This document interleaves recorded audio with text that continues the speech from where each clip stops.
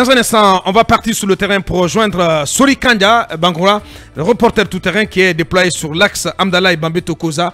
Lincoln, on vient d'entendre Sékou Kounono. Oui, on l'a entendu. Moi, j'ai eu des difficultés à comprendre le communiqué puisque nos religieux qui étaient censés quand même assurer la médiation ont renvoyé dos à dos et le gouvernement et les forces vives. Ouais.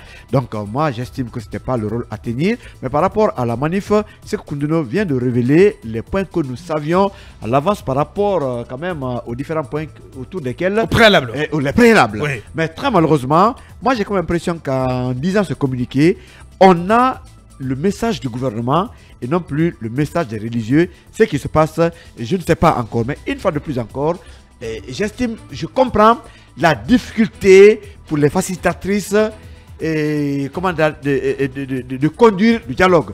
Si les religieux ont échoué, c'est que les facilitatrices ont tenté, elles n'ont pas pu, mais très malheureusement. Bien. Ben voilà ce qu'on va faire. On va aller très rapidement sur le terrain pour savoir comment l'axe Amdalaï Bambeto Koza se comporte ce matin pendant qu'il est 9h, près de 9h48 sur nos antennes.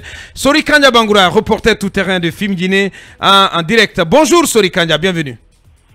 Bonjour Aboubakar, bonjour à toute l'équipe. Bien, quel est le constat sur place sur l'axe Koza Amdalaï, Koza Bambeto Amdalaï? À l'instant, je me trouve au niveau du carrefour Bomboli, oui, où la tension est vraiment vive ici. Des affrontements sont constatés entre forces de l'ordre et manifestants. Les manifestants qui font usage de pierres et de barricades et ils brûlent les pneus sur la chaussée. Ils sont quand même parvenus à bloquer complètement la circulation.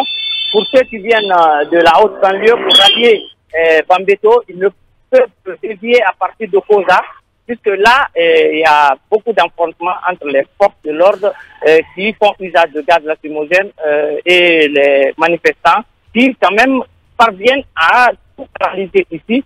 Et la partie est polluée de gaz lacrymogène. Il est difficile de respirer sur place. Bien, donc l'axe pour l'instant totalement paralysé, oui. Sori Kanja, dites-nous quelles sont les unités qui sont déployées. Est-ce que vous notez ou pas la présence des militaires dans les rues? Non, dans les rues, puisque j'ai eu à faire le tour de Taneri Rond-Point, point de ralliement, à Koza, derrière les rails, jusqu'à Kankarefour, en allant jusqu'à, on appelle, je veux parler de Amdalaï.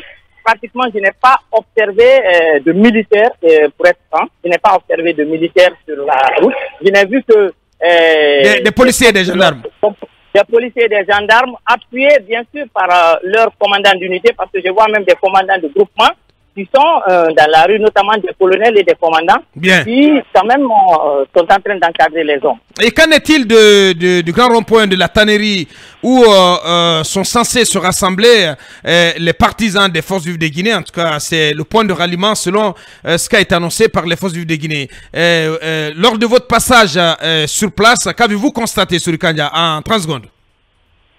Au rond-point de la tannerie, il y a un dispositif costaud composé de mambas et des pitons de la gendarmerie et de la police qui font de sorte qu'il n'est pas possible de se rassembler. Je vous dis, Abakar, oui, parmi tous les points que j'ai quand même explorés, oui, c'est juste Bomboli qui est difficile aujourd'hui à maîtriser de la part des forces de l'ordre. Et vous conviendrez que cela va sans dire qu'on ne peut pas aller vers Amdalaï puisqu'il est quasiment impossible de traverser. Bien. Sori Kanja, on est obligé de rendre l'antenne. On va revenir à Sori Kanja et à tous nos déployés sur le terrain AOB qui est du côté de l'autoroute, Mbani Sidibé donc sur le littoral, tous les trois et d'autres que nous allons appeler dans la troisième et dernière partie de cette émission.